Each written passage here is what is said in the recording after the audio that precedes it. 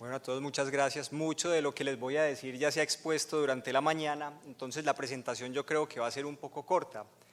Para eso vamos a comenzar con esta imagen, una pregunta completamente diferente. ¿Cuál es el mejor futbolista del mundo? Yo creo que es difícil, ¿cierto? Y depende mucho de la época en la que uno haya vivido, ¿cierto? El futbolista que haya visto, el equipo del cual uno sea hincha, por ejemplo. Pero uno mira que la discusión es mucho más amplia. Hay unos que dicen, no, es que este juega por esta posición, la altura de este era diferente, el estilo de juego es diferente, ¿cierto? Lo mismo pasa en este caso. ¿Cuál de los tres es mejor antihipertensivo? Yo creo que la respuesta es, todo depende del contexto, ¿cierto? ¿Para qué lo vamos a usar? ¿Cuáles son las indicaciones reales? Y es lo que vamos a tratar de ver durante el transcurso de esta charla corta, sin llenarlos de muchos estudios, simplemente dándole las conclusiones para que no se vuelva un poco de pronto engorrosa la charla. Algo de lo que ya hemos hablado, la ley o la doctrina de Monroe-Kelly, cómo cuando aumenta uno de los componentes intracerebrales, los otros dos de manera compensadora tienden a disminuir. Cualquiera de ellos puede aumentar, puede ser el parénquima cerebral, puede ser el líquido cefalorraquídeo o puede ser la sangre. ¿Hasta qué tope o hasta qué punto pueden estos compensar? Hay algo que lo habíamos tocado ahora en la mañana, que es la ley de presión-volumen, que la describió Marmarú por allá en 1978, y él inicialmente decía, se da una compensación inicialmente de una manera gradual, medianamente ascendente, para después hacer un aumento rápido de la presión, un aumento lineal. ¿Por qué? Porque recordemos que el cerebro está dentro de una cavidad que es rígida, no así en los niños pequeños porque no se han cerrado las suturas, tampoco las fontanelas, y dependiendo de cómo se dé esa compensación vamos a mirar que hay aumentos o no de la presión intracraneana. ¿Cuándo tratar entonces esta presión intracraneana? Cuando la hagamos evidente. Aquí vemos entonces el parénquima, el líquido cefalorraquídeo y la sangre, cuál es su distribución, y vemos que esta presión intracraneana en milímetros de mercurio, según los artículos y donde leamos, puede ser de 10 a 15. Realmente, si no estamos enfermos, cualquier persona, cualquiera de ustedes acá presente seguramente va a tener una presión por debajo de 10, 6, 8 milímetros de mercurio. Cuando empezamos a compensar, la presión puede ir subiendo casi que de 10 a 15. De 15 para arriba ya vamos hablando un poco más de hipertensión endocraniana, pero para fines de tratamiento, en el caso de nosotros neuroquirúrgicos, neurointensivistas o intensivistas, usualmente el manejo se da por encima de 15 milímetros de mercurio, sabiendo que cuando la presión está por encima de 20 milímetros de mercurio ya han ocurrido muchos cambios que han hecho que el parénquima cerebral o las otras estructuras se deterioren. ¿Qué nos puede aumentar entonces la presión adentro del parénquima? En este caso, lesiones que ejerzan efecto de masa. Aquí vemos un tumor muy evidente, aquí aunque sea un sangrado, está ejerciendo un efecto de masa, y acá estas lesiones, aunque podría parecerse a una infección, a una metástasis, en este caso son infecciones, ya vamos a hablar qué infección es. Cuando hablamos del líquido cefalorraquídeo, que es un 10% del volumen intracerebral, en este caso paciente con cefalea, con alteración para la supraversión de la mirada o signo del sol naciente, con emesis, le realizamos una tomografía y encontramos esto. Una dilatación del sistema ventricular, de los ventrículos laterales, en este caso no muy evidente el edema transependimario, pero sí está ejerciendo efecto de masa. Diferente, mucho cuidado, a la tríada de Hakim-Adams, que es la tríada de normotensión o hidrocefalia de presión normal, que fue descrita por un barranquillero, donde su tríada característica o sus signos síntomas son alteraciones de la marcha, lo que describimos marcha magnética, alteraciones cognitivas y alteraciones en el control de esfínteres. Son pacientes que no van a tener alteraciones tan agudas porque, como su nombre lo dice, no tienen elevación de la presión, teóricamente e hipotéticamente, pero teóricamente vemos que si medimos la presión intracraneana en el tiempo en estos pacientes, vamos a encontrar elevaciones que de pronto en determinados momentos no son tan evidentes. Y acá, como entonces, cuando hay vasodilatación arterial por retención de CO2, puede haber aumentos de la presión intracraneana. Otra de las causas, congestión venosa, tan sencillo como la mala posición del cuello o el uso de collares cervicales en los servicios de urgencias. Todos estos pueden aumentar la presión intracraneana. ¿Por qué es importante tratar la presión intracraneana? Muchos dirán, hombre, porque el paciente se nos va a herniar. Claro, obviamente, pero antes de eso, antes de llegar a estos extremos, es porque vemos en esta ecuación ¿Cómo? Si aumentamos la presión intracraneana, va a disminuir la presión de perfusión cerebral. Y por esto, antes de producir la herniación, vamos a tener otra cascada de eventos que, dependiendo de qué tan rápido actuemos o no, vamos a encontrar o no deterioro. Aquí las mismas imágenes anteriores. ¿Cómo? Ante estas lesiones, tienen tratamientos específicos que deberíamos desarrollar, pero cuidado con esta. Un proceso infeccioso, parece un tumor, este es un absceso, pero esta lesión que habíamos visto anteriormente. ¿Qué es? Toxoplasmosis en un paciente inmunosuprimido. ¿Por qué les digo que cuidado ante estas lesiones o ante la sospecha de toxoplasmosis? Son pacientes que pueden tener elevaciones exageradas de la presión arterial, de la presión intracraneana. Pueden tener clínica de hipertensión endocraneana, pero si realizamos una tomografía de cráneo, podemos ver que el sistema ventricular no se encuentra dilatado. Ustedes dirán, ¿cuál es el manejo entonces? Estos pacientes tienen que ser llevados a derivación, aunque no tengan dilatación del sistema ventricular.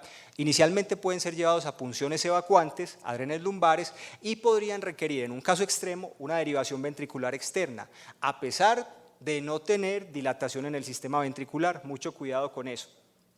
Todas estas lesiones tienen manejos específicos, resecciones, antibióticos, toma de muestras, drenaje de los sangrados, en hidrocefalia, drenajes de líquido cefalorraquídeo, antibióticos. Pero si vemos todas, antes de ese manejo específico, porque la pregunta podría ser, bueno, si yo estoy en un pueblo, ¿qué hago? Yo no lo puedo derivar, yo no tengo al lado el neurocirujano, pues tenemos esto. Esta es la escala del Colegio Médico de Virginia, inicialmente descrita para trauma encefalocraneano, pero vemos cómo se puede extrapolar a otras causas de aumento de la presión intracraneana, y vemos en esta escalera que más que una escalera es el manejo dinámico de la presión. No es que esto definitivamente tenga un orden estricto, debería ser un manejo conjunto. Vemos acá cómo está el manitol de cuarto, casi que acá podría estar el salino hipertónico, y uno diría, ¿los anticonvulsivantes dónde van? Entonces vamos a tratar de resolver esta pregunta que nos hacíamos en un comienzo.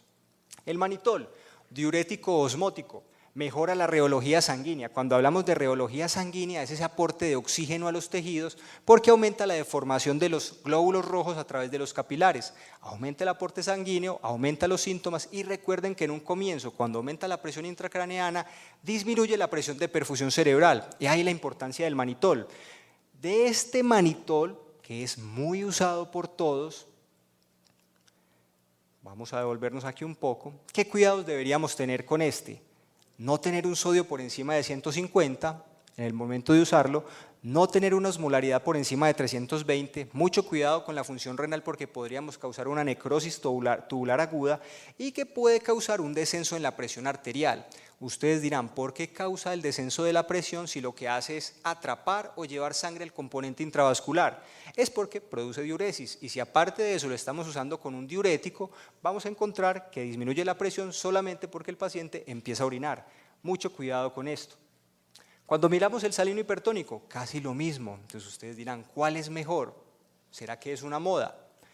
También moviliza agua al espacio intravascular, pero aquí va algo importante, no compromete la presión arterial, antes por el contrario la puede mejorar, aumenta la presión arterial, no filtra libremente en el glomérulo como sí lo podría hacer otro tipo de componentes, y tiene un efecto inmunomodulador. Acá, vean, casi que lo mismo para el manitol, pero mucho cuidado porque produce elevación de la presión arterial diferente al manitol. Al producir elevación de la presión arterial, si nos salimos del contexto solamente del sistema nervioso central, podría servir en una reanimación en un paciente que esté hipotenso. ¿En qué? Un paciente politraumatizado, por ejemplo. ¿Listo? Cuando vemos cómo funcionan entonces estos medicamentos, las soluciones hiperosmolares, recuerden que tenemos unos compartimentos grandes. El intracelular, en este caso sería el extracelular, demarcado inicialmente por el espacio intravascular y el espacio intersticial que tenemos. Si estos dos agentes están en el espacio intravascular, lo que van a producir es, para entenderlo fácilmente, una deshidratación celular. Producen paso de líquido de la célula y el intersticio al espacio intravascular. Pero cuidado, si los usamos de manera prolongada, la célula no es boba. Nuestros cuerpos son inteligentes y se producen alteraciones o cambios en cuanto al ionograma o los iones que están en un componente u otro, se producen osmoles idiogénicas y la célula lo que va a hacer es nuevamente llevar líquido del intersticio y el espacio intravascular a este componente, pudiendo producir edema cerebral de rebote muy difícil de manejar. Por eso, cuidado con el tiempo, pero lo producen los dos. La pregunta, ¿cuál entonces es mejor? Vámonos con la dexametasona. ¿Por qué la dexametasona? Porque por excelencia es el esteroide que usamos para el manejo del edema vasogénico. Un glucocorticoide sintético, tiene efecto antiinflamatorio e inmunosupresor, tiene unión a receptores intracitoplasmáticos para mejorar la transcripción celular, tanto de agentes antiinflamatorios como aquellos que ayudan a controlar infecciones en un momento dado o las afecciones tumorales, y penetra efectivamente en el sistema nervioso central. Ya habíamos visto que tiene un efecto mínimo no tan mineralocorticoide, pero tenemos todos estos posibles efectos secundarios: un Cushing, cataratas, glaucoma, falla cardíaca, sangrado gastrointestinal, osteoporosis o osteonecrosis, miopatías, alteraciones psiquiátricas, inmunosupresión o infecciones y alteraciones en el metabolismo de los carbohidratos. Muchas de estas alteraciones se producen en el tiempo, pero aún así tenemos que estar pendientes. Un ejemplo de una típica: alteraciones en el metabolismo de los carbohidratos. Pacientes a los que se les da esteroide y producen alteraciones o aumentos en los niveles de glucemia, y se ha visto que esto en el tiempo puede alterar pacientes que tengan o pueden llevar al traste, la salud de pacientes con tumores cerebrales. Una pregunta grande: ¿será que hay que desparasitar antes de dar este medicamento? Pues aunque de pronto no hay unas guías claras, sí se recomienda, porque aunque no hay guías claras y no es lo más frecuente, se puede producir la migración. Por eso mucho cuidado, y mucho más pensando en que muchos de estos pacientes van a recibir inicialmente esteroide, pero después pueden ser llevados a un tratamiento quimioterapéutico inmunosupresor con esteroides por largos periodos de tiempo, que sí pueden producir este tipo de alteraciones. Por eso, ojo con los esteroides y con desparasitar. Para el que maneja esteroides, estas son tablitas que puede guardar uno de bolsillo. La equivalencia: uno dice, bueno, le vamos a dar de alta, pero le estamos dando dexametasona intravenosa, intramuscular. ¿Cómo le vamos a dar de alta? Pues vea qué tan sencillo. 5 miligramos de prednisolona equivalen a 0.75 miligramos de dexametasona, tan sencillo como una regla de 3, ¿listo? Son de esas tablitas de bolsillo que deberíamos tener, y ahora nos vamos a enfocar en estos escenarios. Tumores. ¿Para qué sirve la dexametasona? Por excelencia, piedra angular para manejar el edema vasogénico, aumenta la presión intracraneana, y aquí vemos cómo distinguirlo. Es esta lesión hipodensa que tiene como estas invaginaciones o estas impresiones digitiformes asociadas al tumor. Vemos que hay efecto de masa con compresión del sistema ventricular, y aquí vemos cómo produce ya una de pronto desviación del uncus hacia la cisterna o la fosa interpeduncular con posible afección del tercer par en esta localización. ¿Cómo se da? Bolos iniciales, ya ahorita lo vamos a ver, con un manejo posterior. Este efecto o digamos el manejo efectivo debería ser apenas cuando damos el esteroide, el efecto que queremos lo vamos a encontrar más a las 24, 72 horas, hay que tener eso claro, no es inmediato. Por eso sirve mucho en el contexto de los tumores y no en una situación aguda. Hay que tener eso muy presente, y efectivamente disminuye la presión intracraneana. ¿Por qué estos pacientes no se hernian tan frecuentemente o no son una urgencia entre comillas comparado con un paciente traumatizado? Es porque estos tumores llevan un tiempo creciendo, llevan un tiempo aumentando la presión intracraneana, y el cerebro ha hecho ciertos arreglos para poder tolerar esto, no como un paciente con trauma.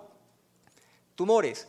¿Cuándo usar soluciones hiperosmolares? No están contraindicadas, aunque la piedra angular sea el esteroide. Vemos que acá las soluciones hiperosmolares, cuando ya lleva mucho tiempo de herniación, mucho tiempo del curso del tumor, sí puede producir esto. Aquí vemos una anisocoria, y es donde, si el paciente está anisocórico, tiene posturas anormales, puede ser candidato a recibir terapia hiperosmolar, obviamente la dexametasona, pero recuerden, dexametasona se demorará 24, 72, 48 horas en actuar, diferente a las soluciones hiperosmolares. Entonces vemos que para los tumores no hay una guía clara, hay muchas recomendaciones y hay estudios que han tratado de hacer metaanálisis. Por eso, si pasamos varios residentes, varios neurocirujanos, varios intensivistas, neurointensivistas, pueden tener dosis diferentes, es porque no hay una guía clara. ¿Listo? Pero cuando hacemos un consenso de todas estas, vemos que una dosis ideal sería un bolo inicial de 10 a 20 miligramos y continuar con una dosis de 4 miligramos cada 6 horas, o sea, 4 veces en el día, máximo 16 miligramos, pero eso es una dosis, digamos, promedio. Puede incluso llegar a requerirse dosis mucho más altas de esteroide, incluso 24 miligramos al día, que sería 8 miligramos cada 4 horas. Ponemos acá como un semáforo, verde, dexametasona ¿Por qué? Porque la dexametasona es la piedra angular. Manitol y salino hipertónico en naranjado porque podríamos requerirlos, no en un momento inicial, es cuando el paciente definitivamente ha tenido un aumento de la presión intracraneana tan alto que puede producir alteraciones de la perfusión cerebral o herniaciones cerebrales. Vamos a otro escenario importante. Aquí bueno, les voy a decir este pedacito, pues, pacientes asintomáticos no es necesario, cuando estamos hablando en el contexto de tumores, darles el esteroide, pero en pacientes sintomáticos lo que veíamos, 10 miligramos por kilogramo, ¿listo? Pregunta obligada, bueno, le estamos dando esteroide, hay que hacerle un desmonte.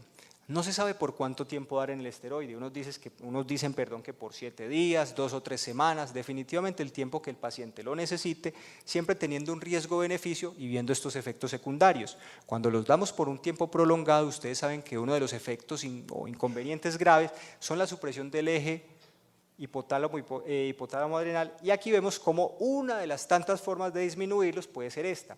Llegar a un punto de 4 miligramos cada 12 horas y es como una regla ahí fácil, coquito, por 7 días, 2 miligramos cada 12 horas por 7 días, 1 miligramo cada 12 horas por 7 días y 1 miligramo día por 7 días. Ojo, estos pacientes, a pesar de que hagamos un desmonte, pueden hacer síntomas por supresión, ¿cierto? Por falta de esteroide endógeno y pueden por eso llegar a requerirlo, ¿cierto? En este caso prednisona por tener más efecto mineralocorticoide o el que lo tenga, pero tenemos que estar vigilantes de esta situación. Puede que se descompense no por alteraciones tumorales, sino por alteraciones endocrinológicas. Mucho cuidado con esto. Un descenso rápido podría ser el paciente se opera y al tercer y cuarto día se le suspende el esteroide y este es un desmonte individualizado según la clínica y los síntomas del paciente. Esto ya lo habíamos dicho. Pacientes que persistan con síntomas del tumor, no importa darle esteroide por largos periodos de tiempo, y más si es un paciente que ustedes saben que los tumores más frecuentes en el sistema nervioso son, primero, las metástasis y segundo, los gliomas, ¿cierto? O sea, tumores primarios del sistema nervioso central muy malignos, que uno dice, ¿cuál es la sobrevida? Un glioma de alto grado tiene una pobre sobrevida, que uno dice, ¿qué es mejor? Que el paciente esté asintomático el tiempo que le queda, y por eso puede requerir dosis de 0.5 a 1 miligramo diario, todos los días, independiente de la supresión del eje o no, hasta que haya un desenlace que podría ser la muerte. En el caso de los traumas, vean, no vemos sistema ventricular por ningún lado, no vemos surcos hacia la periferia, o sea, hay un efecto de masa grande, ¿cierto? Sin tener una lesión clara, puede tener un daño axonal difuso, seguramente lo tiene mucho efecto de masa. En este paciente no esteroides. Primero, ustedes han visto las guías de la Brain Trauma Foundation, que son de las que más usamos, por lo menos acá, las americanas. Estas guías no promulgan el uso de esteroide en trauma encefalocraneano, obviamente en trauma raquimedular menos que lo vayan a usar, pero no esteroide porque se ha visto que aumenta la mortalidad, aumenta los días de estancia hospitalaria, las complicaciones infecciosas como neumonía, infecciones urinarias. No dar esteroide en trauma, dexametasona nosotros en ocasiones lo utilizamos porque puede mejorar los síntomas cuando el paciente tiene contusiones cerebrales hemorrágicas, pero de entrada lo que se tienen que llevar es esto, no esteroides, dar el manejo integral a esto, y este paciente puede ser candidato a un manejo médico. Ojo, también puede ser candidato a un manejo quirúrgico, pero mientras esto sucede, manitol o salino hipertónico. ¿Qué dice entonces las diferentes, publicaciones o consensos que hay por ahí? Los dos, ¿qué hacen? Crean un gradiente osmótico, ¿cierto? Disminuyen rápidamente la presión intracraneana, producen un descenso rápido y mejoran el flujo sanguíneo cerebral. ¿Qué sucede entonces? Cuando se han hecho estudios comparando estos dos, se ha visto que de los dos, en varios estudios, se produce un mayor descenso con el salino hipertónico comparado con el manitol. Eso es bueno, necesitamos disminuir la presión intracraneana.